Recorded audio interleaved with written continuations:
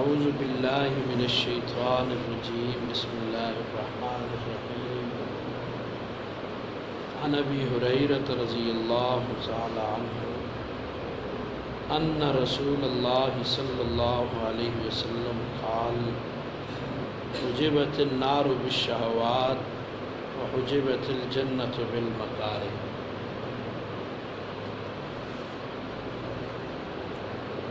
اس حدیث مبارکہ پر پچھلی 2-3 مجلسوں میں آپ نے بات سنی۔ روح کی بیماریوں میں سے گناہ کی بیماری اور اس کا علاج چل رہا ہے۔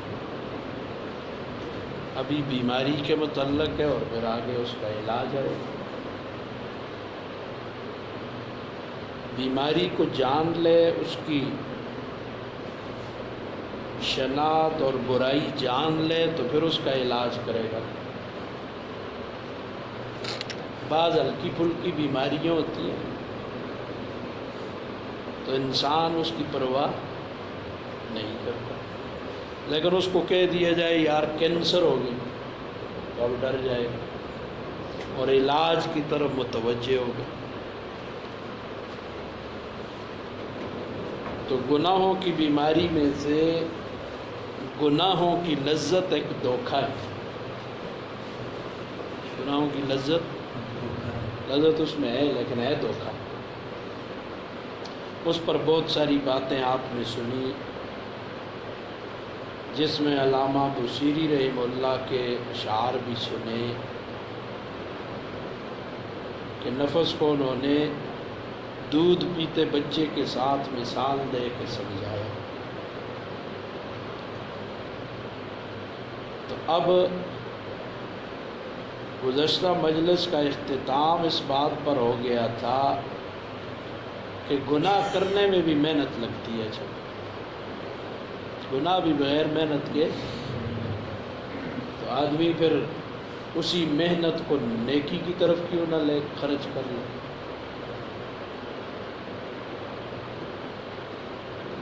تو مجاہدہ مجاہدہ مجاہدہ یہ لفظ اکثر ہم سنتے رہتے ہیں۔ اس مجاہدے کا مطلب یہ ہوتا ہے کہ ایک مرتبہ آدمی ایک بات پر کھڑا ہو جائے اور پھر کچھ بھی ہو جائے، جب تک وہ کام پورا نہ کرے اس سے نہ ہٹے، اسے مجاہدہ کہا جائے۔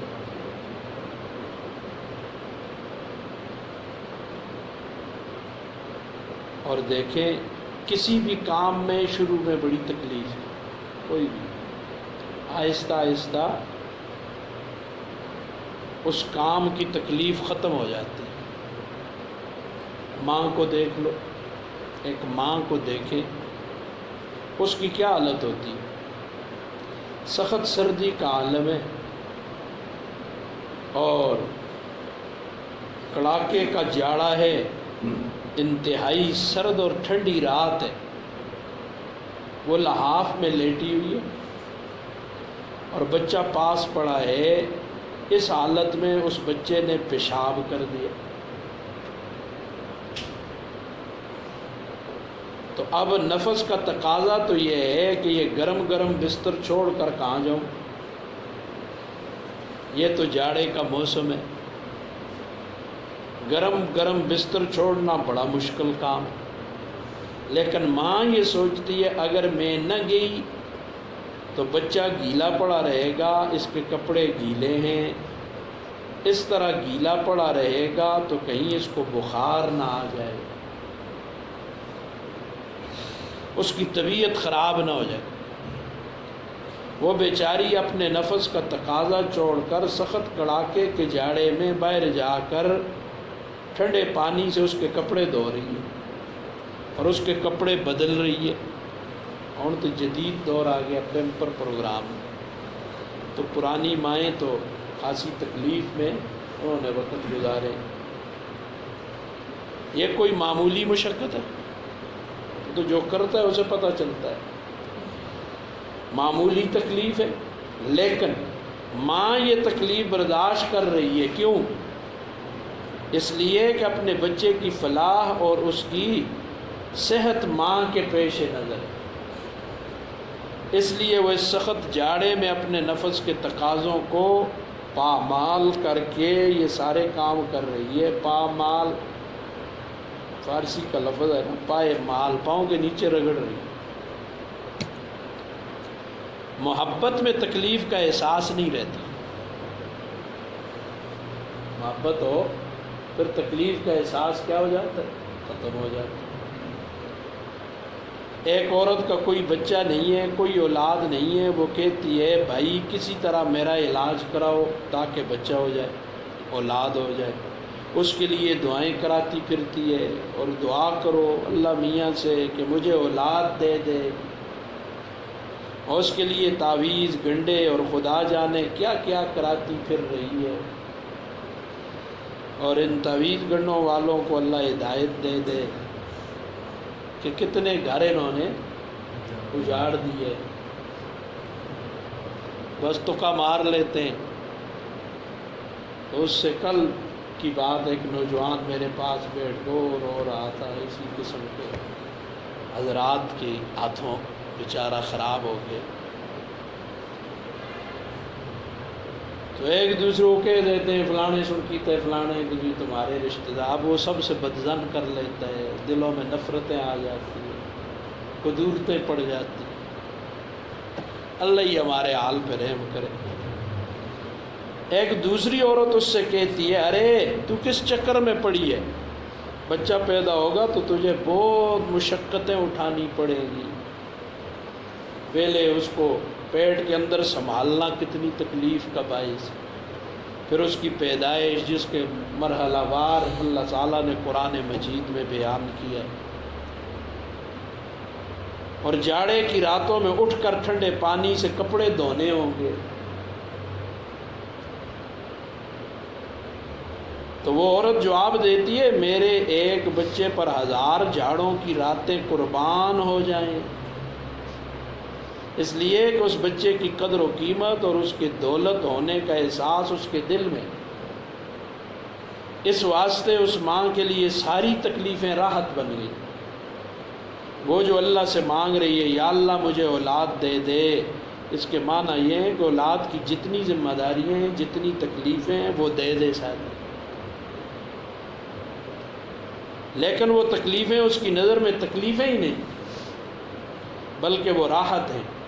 اب جو ماں جاڑے کی رات میں اٹھ کر کپڑے دھو رہی ہے، اس کو طبعی طور پر تکلیف تو ضرور ہو رہی ہے، لیکن عقلی طور پر اسے اطمینان ہے کہ میں یہ کام اپنے بچے کی بھلائی کی خاطر کر رہی ہوں۔ جب یہ اطمینان ہوتا ہے تو اس وقت اسے اپنی آرزوؤں کو کچلنے میں بھی لطف آتا ہے۔ اسی بات کو مولا روم رحمہ اللہ نے اس طرح بیان کیا از محبت تلخہا شیرین شود، محبت سے تلخ چیزیں بھی میٹھی ہو جاتی، کڑوا بھی میٹھا ہو جاتا، جہاں محبت ہو۔ تو اب جب ہمیں محبت ہو اللہ سے، اس کے رسول سے، تو پھر ان کے احکامات پہ عمل کرنا ہمارے لیے مشکل ہو، یہ بات اچھی لگتی نہیں ہے، ذرا عقل نہیں مانتی اس بات۔ جس سے محبت ہو اس کی طرف سے تو کڑوی چیز بھی اچھی لگتی، ہمیں تو ان کی طرف سے میٹھی اور اچھے احکامات اور جن کے بدلے میں ہمیں بہت ساری نعمتوں سے نوازا جائے گا وہ بھی اچھی نہیں لگتی۔ کہ جب محبت پیدا ہو جائے تو کڑوی سے کڑوی چیز بھی میٹھی معلوم ہونے لگتی ہے۔ جن کاموں میں تکلیف ہو رہی تھی محبت کی خاطر، ان میں بھی مزہ آنے لگتا ہے، لطف آنے لگتا ہے کہ میں یہ کام محبت کی وجہ سے کر رہا ہوں، محبت کی خاطر کر رہا ہوں۔ مولا روم نے مثنوی میں محبت کی بڑی عجیب عقائدیں لکھی، پھر اس عشق مجازی کو انہوں نے عشق حقیقی کی طرف موڑا، اس لیے لکھی۔ وہ عشق مجازی سمجھا کر عشق حقیقی تک پہنچایا ہے، ورنہ ان کہانیوں کے لکھنے کی کیا ضرورت؟ جیسے چھوٹے بچے کو ہم سمجھانے کے لیے، ظاہر ہے اسے بڑی چیزوں کا پتہ نہیں ہوتا، تو اس کو کیا کہتے ہیں ایک کام کر تو کو ٹافی دے، سو ٹافی جانتا ہے۔ تو انہوں نے عشق مجازی چونکہ ہر آدمی جانتا ہے، تو اس کو پھر پھیرا ہے عشق حقیقی کی طرف۔ لیلا مجنو کا قصہ لکھا ہے کہ مجنو لیلا کی خاطر کس طرح دیوانہ بنا اور کیا کیا مشقتیں اٹھائی۔ دودھ کی نہر نکالنے کے ارادے سے چل کھڑا ہوا، دودھ دی نہر کٹنا اور کام بھی شروع کر دیا۔ جی وہ آج کل کے فلسفی نہیں تھے اس وقت، نہیں اس کو سمجھا دے، آج کل جیسے لبرل اور پتہ نہیں کیا کیا ہے، ان کو پتہ ہی نہیں ہے محبت میں انسان کہاں سے کہاں چلا جاتا ہے۔ یہ ساری مشقتیں اٹھا رہا ہے، کوئی اس سے کہے کہ تو یہ جو کام کر رہا ہے یہ بڑی مشقت کا کام، اسے چھوڑ دے، تو وہ کہتا ہے 1000 مشقتیں قربان، جس کی خاطر یہ کام کر رہا ہوں اس کی محبت میں کر رہا ہوں، مجھے تو اسی نہر کھودنے میں مزہ آ رہا ہے بس،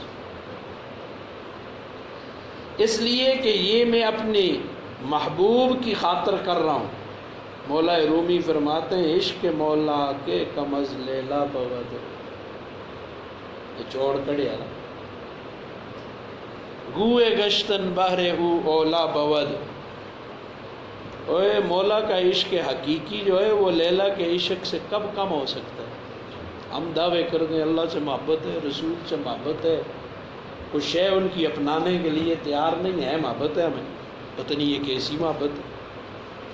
مولا کے لیے گیند بن جانا زیادہ اولا ہے، گیند جی وہ اصل میں اس کا پس منظر چھوٹا سا آپ کے ذہن میں ڈال لاؤں، یہ شعر اس نے کیوں کہا تھا، گوئے گشتن بہرے ہو اولا بود۔ مجنو ایک دفعہ محبوبہ کی زیارت کے لیے جا رہا ہے، اونٹنی پر بیٹھا ہے، اونٹنی کا بچہ پیچھے گھر میں، یہ جاتا ہے تو اس کے مستی میں عشق میں بس بے حال اور بے خود ہو جاتا ہے،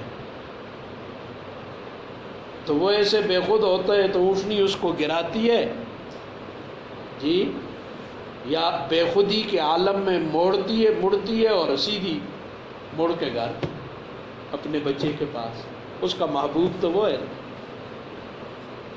اس کو جب ہوش آتا ہے تو اتنا سفر کے بعد پھر واپس گھر میں پھر دوڑاتا ہے اس کو، پھر یہی کرتے کرتے ایک آخری دفعہ وہ ادھر جاتا ہے تو پھر وہ سے اوپر سے گرتا ہے، پھر وہ گیند کی طرح اپنے کو لڑکا کے نکل رہا ہے کہ میں نے لیلا تک پہنچنا ہے۔ تو ایک عورت بھی کوئی حور پری ہوتی پھر بھی ہے، ایسی عورت کے لیے وہ اپنے آپ کو اس نے وہ لڑک کر اور اونٹنی سے گر کر ہی لڑک کر جا رہا ہے، اور پھر اس سے مولا روم نے بڑے سبق نکالے۔ ہمارا بھی نفس چونکہ دنیا کی لذات کے پیچھے لگا ہوا ہے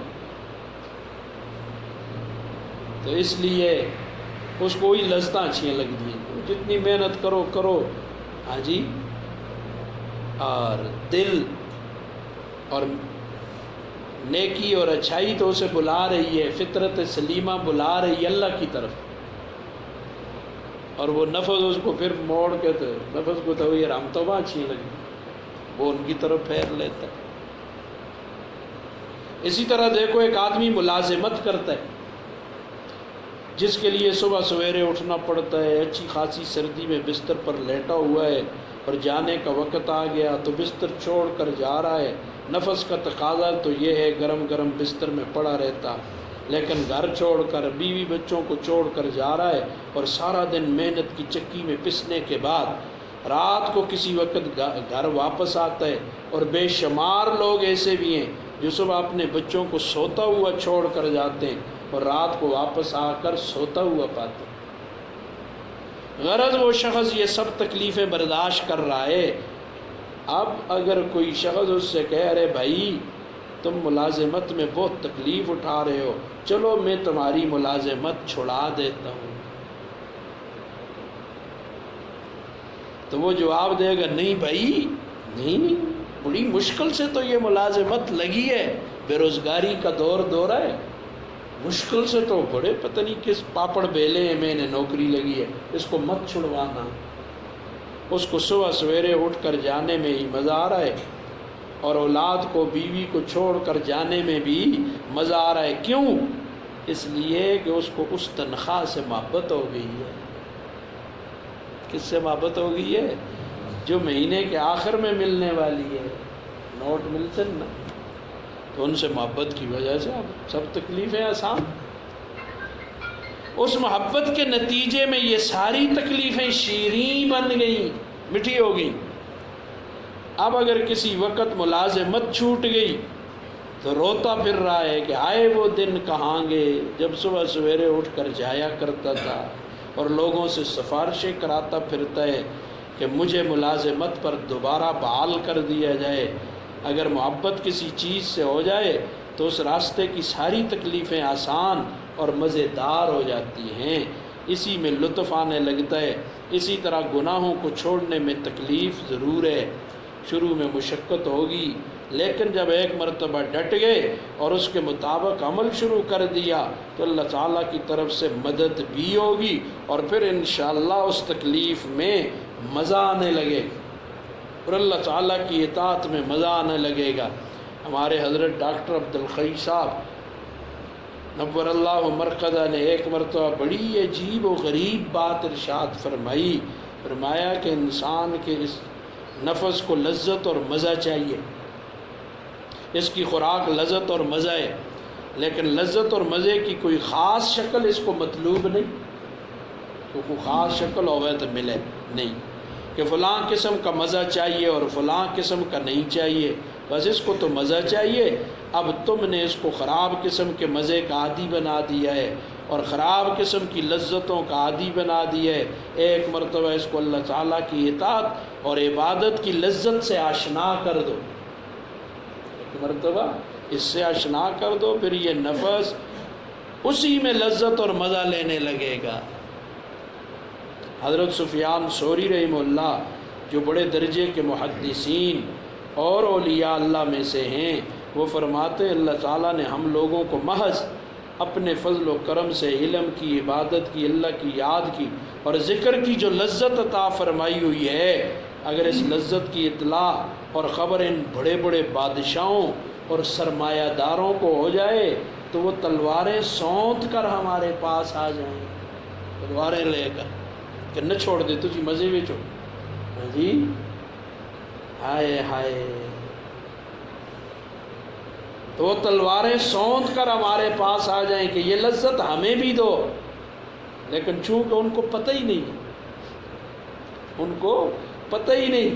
یہ دیکھو پر یہ حکومتوں کی اور کرسی کی لذت لگتی ہے تو پھر کسوں کو مارنا ہے مار بھی دیتے ہیں، مخالفت آئی، لڑائیاں آئیں، سب کچھ کرتے ہیں، کیوں؟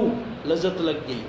اسی طرح جب اللہ تعالیٰ کی یاد اور ذکر کی لذت لگتی ہے نا، پھر اس لذت کے کیا کہنے، سبحان اللہ، کہ ہم لوگ لذت کے کس عالم میں ہیں اور کس کیف میں زندگی گزار رہے ہیں۔ اس لذت کی ہوا بھی ان کو نہیں لگی، اس لیے وہ سمجھ رہے ہیں ان گناہوں کے اندر بھی مزہ ہے، لیکن حقیقی لذت اللہ تعالیٰ نے ہم کو عطا فرمائی ہے۔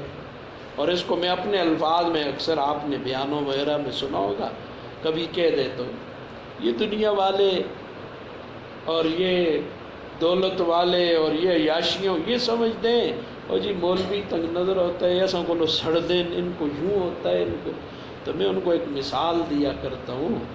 جنے دے آگے بریانی بھی رکھی ہوئی ہے، ایک جنے کے آگے قورمے بھی ہیں، انواع و اقسام کے کھانے بھی ہیں، سویٹ ڈشیں بھی رکھی ہوئی ہیں، اور ادھر ایک شخص پرے بیٹھا ہوا پانی میں سکی روٹی ڈال ڈال کے کھا رہا ہے اور کہہ رہا ہے کہ یہ سڑدے بڑی روٹی کو لو۔ اس کا یہ کہنا ٹھیک ہے؟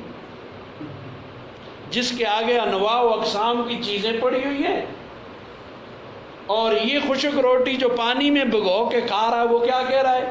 یہ تنگ نظر، ان کو پتہ نہیں ہے، یہ تنگ دماغ ہیں، یہ ہم بڑے روشن دماغ ہیں اور ایسے ہیں اور ڈبل پیسے ہیں۔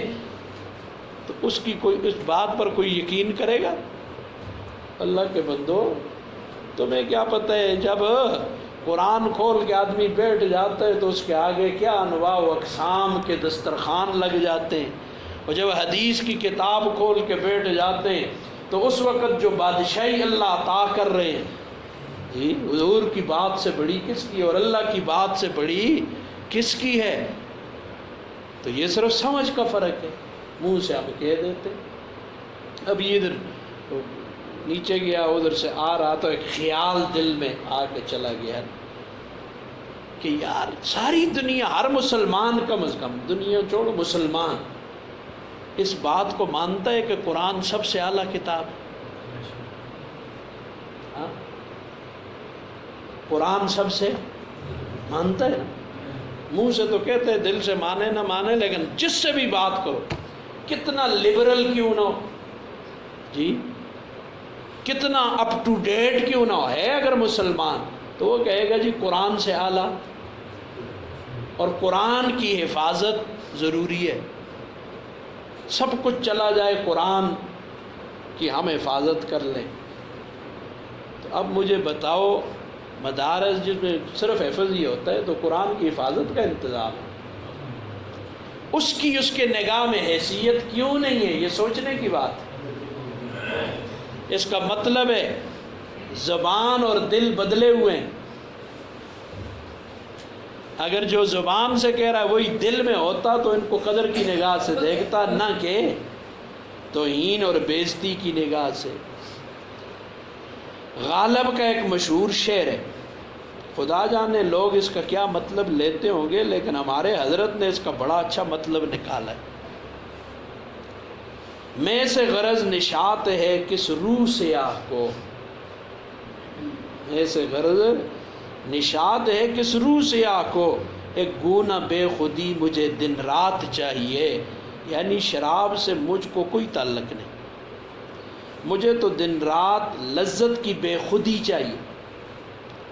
تم نے مجھے شراب کا عادی بنا دیا، تم مجھے شراب میں بے خودی، تو مجھے شراب میں بے خودی حاصل ہوگی اور شراب میں لذت آنے لگی۔ اگر تم مجھے اللہ کی یاد اور اس کے ذکر اور اس کی اطاعت کا عادی بنا دیتے، اگر تم مجھے، قابل غور بات نہیں، اللہ کی یاد اور اس کے ذکر اور اس کی اطاعت کا عادی بنا دیتے تو یہ بے خودی مجھے اللہ کے ذکر میں حاصل ہو جاتی، میں تو اسی میں خوش ہو جاتا۔ لیکن یہ تمہاری غلطی ہے، تم نے مجھے ان چیزوں کی بجائے شراب کا عادی بنا دیا۔ اسی طرح یہ مجاہدہ شروع میں تو بڑا مشکل لگتا ہے کہ بڑا کٹھن سبق دیا جا رہا ہے کہ اپنے نفس کی مخالفت کرو، اپنے نفس کی خواہشات کی خلاف ورزی کرو۔ نفس تو چاہ رہا ہے غیبت کروں، مجلس میں غیبت کرنے کا موضوع آ گیا، اب جی چاہ رہا ہے کہ اس میں بڑھ چڑھ کر حصہ لوں۔ اب اس وقت اس کو لگام دینا کہ نہیں یہ کام مت کرو، یہ بڑا مشکل کام لگتا ہے۔ لیکن یاد رکھیے، دور دور سے یہ مشکل نظر آتا ہے، جب آدمی یہ پختہ ارادہ کر لے کہ یہ کام میں نہیں کروں گا تو اس کے بعد اللہ تعالیٰ کی رحمت سے اور فضل و کرم سے مدد بھی ہو جاتی۔ پھر تم نے اس لذت آرزو اور خواہش کو جو کچلا ہے، اس کچلنے میں جو مزہ آئے گا انشاءاللہ اس کی خلاوت، مٹھاس اس غیبت کی لذت سے کہیں زیادہ ہوگی۔ حدیث مبارکہ میں آتے نبی کریم صلی اللہ علیہ وسلم نے ارشاد فرمایا کہ ایک شخص کے دل میں تقاضا پیدا ہوا نگاہ غلط جگہ پر ڈالوں، اور کون شخص ہے جس کے دل میں یہ تقاضا نہیں ہوتا کہ بابا جی ایسا تو اثر نہیں ہوتا، بے کڑیاں نلبے ہوں تو اثر نہیں ہوتا تو علاج کرا لیں، تو مرض نہیں ہے، مرض پہ تو اثر ہوتا ہے۔ یہ کون کہتا ہے اثر نہیں ہوتا؟ ایک جنا آ کے میں کی کول چلتا ہوں، کو گرمی نہیں لگتی، برف کے پاس بیٹھتا ہوں سردی نہیں لگتی، تو وہ بیمار ہے کہ بال ہے؟ وہ تو بیمار ہے بیچارہ، اس کا علاج کرانا چاہیے۔ یہ تو سائنس نے ابھی ترقی کی، نئی نئی چیزیں آ گئیں، نئی نئی ایجادات ہو گئیں۔ جب سائنس کی ترقی نہیں تھی، فقہا کو اسی لیے حکما کہا جاتا ہے۔ کسی عورت نے خاوند کے خلاف دعویٰ دائر کر دے یہ نامرد ہے، تو اس کی ترتیب اس وقت وہ کہا نے بتائی ہے کہ کیسے اس کو پہچانا جائے گا نامرد ہے یا نہیں. تو اس لیے یہ تو ابھی بھی سائنس نے ایجادات کی الٹرا ساؤنڈ نکالا، اس سے فائدے بھی بہت ہوئے ہوں گے، انکار نہیں، لیکن اس کے نقصان جو آج دنیا میں ہو رہے ہیں وہ سوچ بھی نہیں سکتے.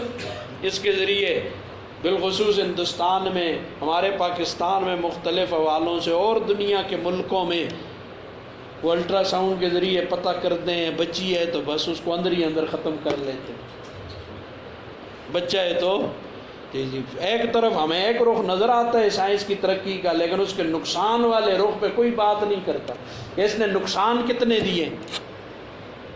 اب وہ جاہلیت اولا والا دور پھر آ گیا. اس وقت بچیوں کو زندہ درگور کیا جاتا تھا، آج بھی وہ باہر آنے ہی نہیں دیتے. وہ تو پھر باہر آنے دیتے تھے، یہ باہر آنے ہی نہیں دیتے، اندر ہی اندر سارے معاملات ختم ہو رہے. اللہ اکبر. نگاہ کس کا دل نہیں ہوتا؟ ہر ایک کا ہوتا ہے. اب دل بڑا کسمسا رہا ہے کہ اس کو دیکھ لو. یہ صرف دل ہی نہیں، نفس ہی نہیں، نال لالا بھی ہے نا. وہ پھر پچھو دیکھو جی نہیں وہ کیا دیکھنا نل کیا ہوتا ہے، دیکھنا نل کچھ نہیں. اللہ اکبر. لیکن آپ نے اللہ تعالیٰ کے ڈر اور خشیت کے خیال سے نظر کو بچا لیا. دیکھنا ہی نل تو سارا کچھ ہوتا ہے. یہ نظری کا تو سارا جادو ہے. دیکھو قابل غور ایک نقطہ یہ اللہ بھائی ہے جو اللہ کی طرف آئی ابھی بات.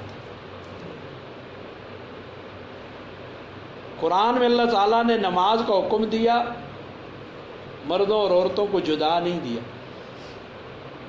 دیا. فاقیم الصلاۃ، مرد بھی آگے عورتیں بھی آگے. آت الزکوٰۃ، جی زکوٰۃ مرد عورتیں سارے آگے. لیکن میں قربان جاؤں، جب نگاہ کی حفاظت کی باری آئی تو مردوں کو علیحدہ حکم ہے، عورتوں کو علیحدہ حکم ہے. اس کا مطلب ہے کہ اتنا اہم ہے یہ مسئلہ. بد نگاہی اور نگاہ کی حفاظت یہ نماز سے زیادہ اہم ہے. نگاہ کی حفاظت زکوٰۃ سے زیادہ اہم ہے. نگاہ کی حفاظت حج سے زیادہ اہم ہے. ہم نے اس کو اہمیت ہی نہیں دی. اور آنکھوں کا زنا ہم سب کر رہے ہیں. میں بھی ملوث ہوں، آپ بھی ملوث ہیں، ہر آدمی ملوث ہے. کل المؤمنین یغضوا، یہی ہے نا. حافظ حضرات کتنے حافظ ہو جی؟ ہاتھوں تک کرو. 1 2 3 4 5 6 7 8 9 آدمیوں کی گواہی لو. یہ اللہ تعالیٰ کا حکم ہے قرآن میں. کل المؤمنین، مردوں کو حکم ہے. تو پھر آگے کیا ہے؟ کل المؤمنات، عورتوں کو علیحدہ حکم. اس کا مطلب ہے کوئی چیز ہے جس کو آج کوئی سمجھا ہی نہیں جا رہا. میڈیا کا دور ہے، میڈیا کا دور ہے. کڈو فوٹو دکھاؤ لوگوں کو. قرآن کا دور کب آئے گا؟ وہ کہاں ہے قرآن کا دور؟ ہمیں بھی بتاؤ نا، کچھ ہمیں بھی سمجھاؤ. یا ہم کافروں کے ملک میں بستے ہیں یا ہم ہیں کافر ہیں. میڈیا کا دور ہے. میڈیا کا کیسا دور ہے بھائی؟ اللہ کے قرآن کا دور ہے. اللہ نے قرآن بھیجا ہے. سارے دور اسی کے ہیں، قیامت تک قرآن کا دور ہے. ہم نے تو مسلمانوں نے قرآن کو وہ اہمیت نہ دی، اس لیے کافر آج دندناتا پھر رہا ہے. اور نہ ہمیں دنیا ملی اور نہ ہم دین. وہ کیا کہتے تھے؟ بگاڑا دین کو اپنے کہیں دنیا ہی بن جائے. بگاڑا دین کو اپنے کہیں دنیا ہی بن جائے. نہ دین ہی رہا باقی، نہ دنیا کے مزے پائے. نہ دنیا نے مزے ہویا سندھی تو نہ سندھ دین ہویا. ہم کچھ بھی نہیں، درمیان میں معلق ہو کے رہ گئے. اسی کو عربی شاعر نے اپنے الفاظ میں کہا، نرقع دنیانا بتمزیق دیننا. ہم نے اپنی دنیا کو پیوند لگائے دین کو کاٹ کاٹ کے. یہ نا جی اتنی سختی نہیں دین وے، اتو کڈیا اتھے لایا. اور جی اتنی بھی سختی نہیں دین وے، اتو کٹ کٹ کٹ کٹ دین. ہم نے نرقع دنیانا بتمزیق دیننا فلا دیننا یبقى ولا ما نرقع جرا دین کب کپ اساں دنیا نہ لو پیوند لائے نہ وہ دنیا باقی رہی تو دین کو دس آپ کا پیار دین کے ایسے بکرے تو ہم نے خود کر لیے، اور جس دنیا کو ٹاکیاں لگائی تھی وہ دنیا بھی باقی نہ رہی۔ اللہ اکبر۔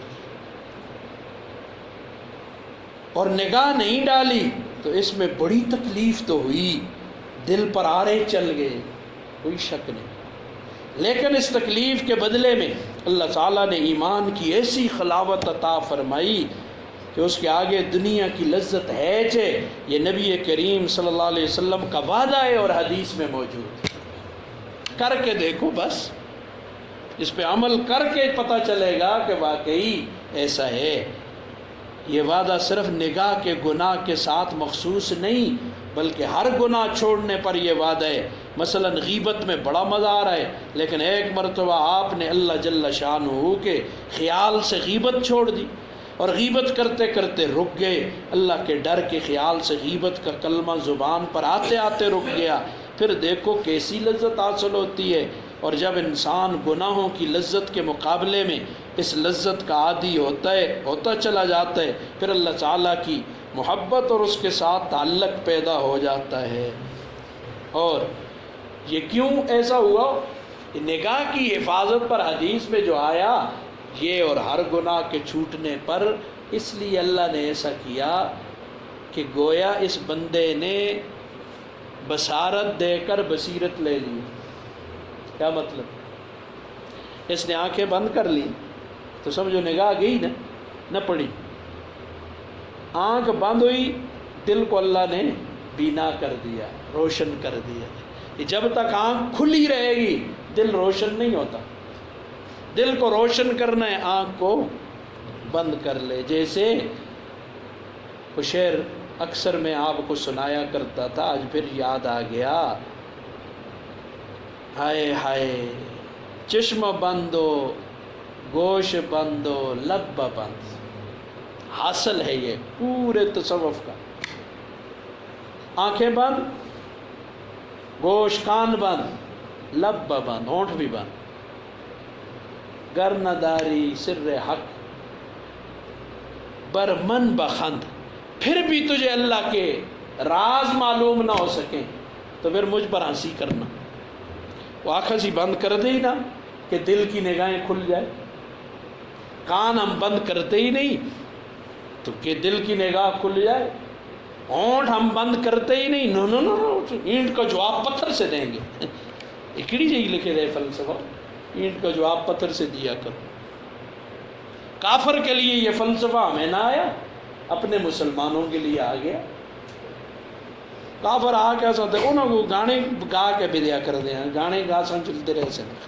سبحان اللہ، ایسی عقل ماری جاتی ہے جب انسان گناہ کرتا ہے، حدیث مبارکہ میں آتا ہے تو ایسے شخص سے اللہ عقل چھین لیتے ہیں۔ یہ گناہوں کی نوچ، اسے پتہ ہی نہیں ہوتا میں کیا کر رہا ہوں۔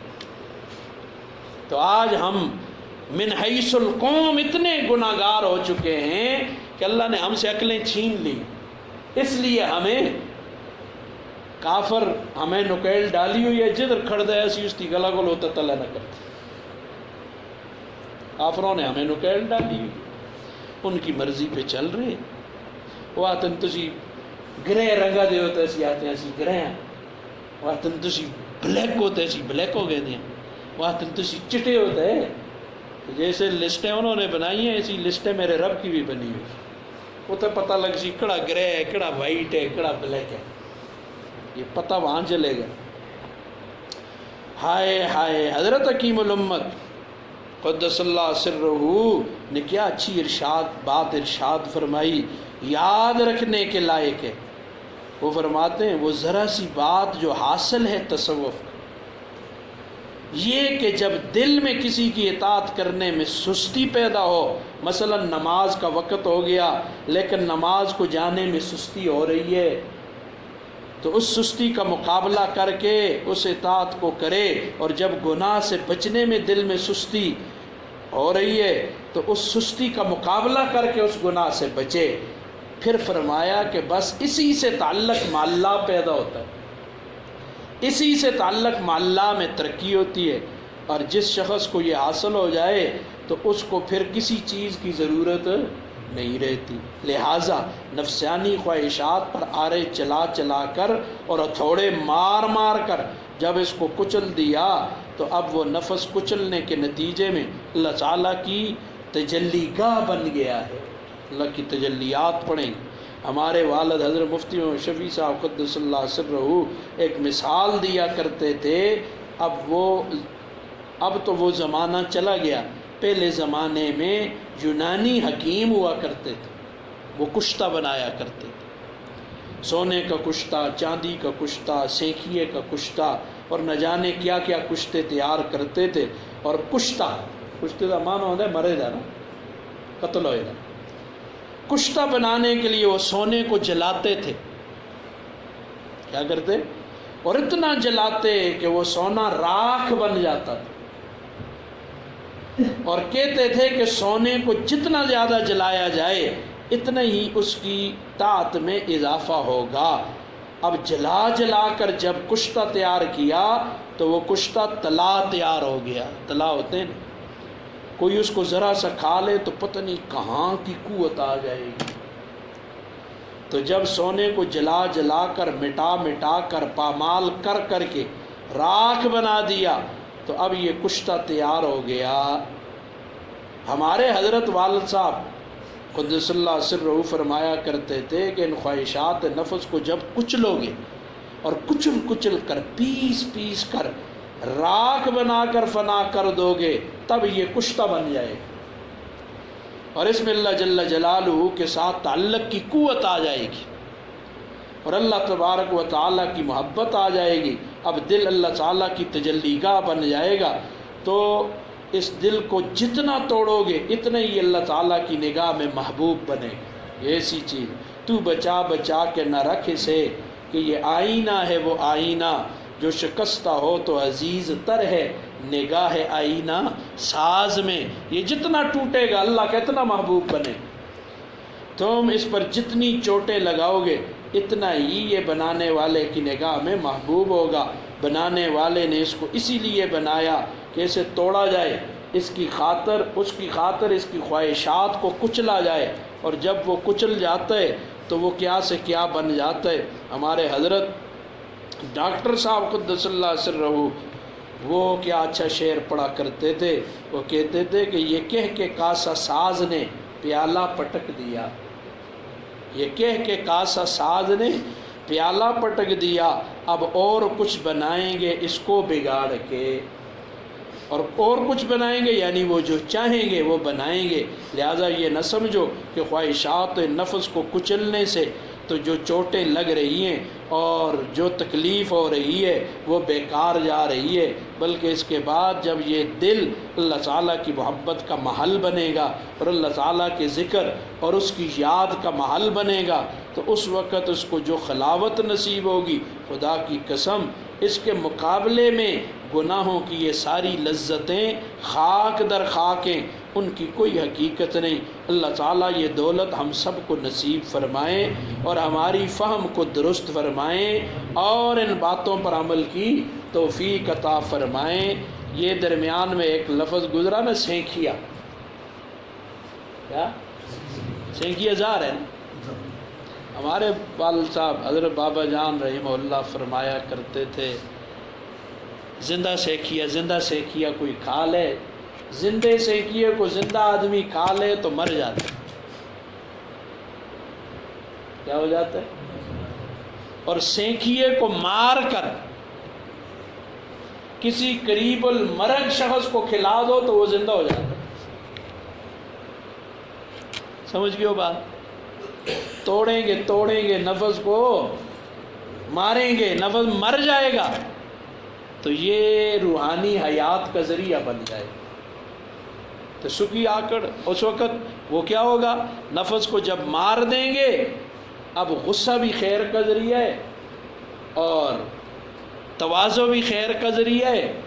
اب جب اس کو نفس کو مار دیا ہے نا تو اس کی منشا کے مطابق تو اب کوئی عمل ہو ہی نہیں رہا۔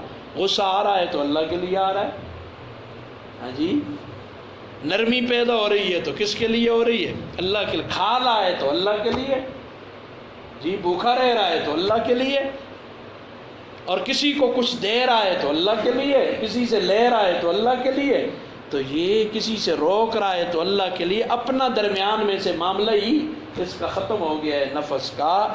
تو اس لیے اللہ تعالی ہم سب کو نفس کی ان شرارتوں سے حفاظت فرمائیں۔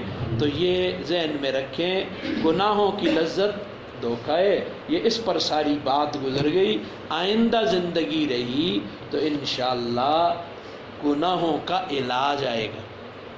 پیچھے تو ایک ایک گناہ پر بحث ہوتی رہی نا، تو اب جملہ طور پر گناہوں سے، ہر قسم کے گناہوں سے بچنے کا علاج کیا ہے۔ اللہ تعالی حامی و ناصر ہوں، اللہ تعالی توفیق عطا فرمائیں۔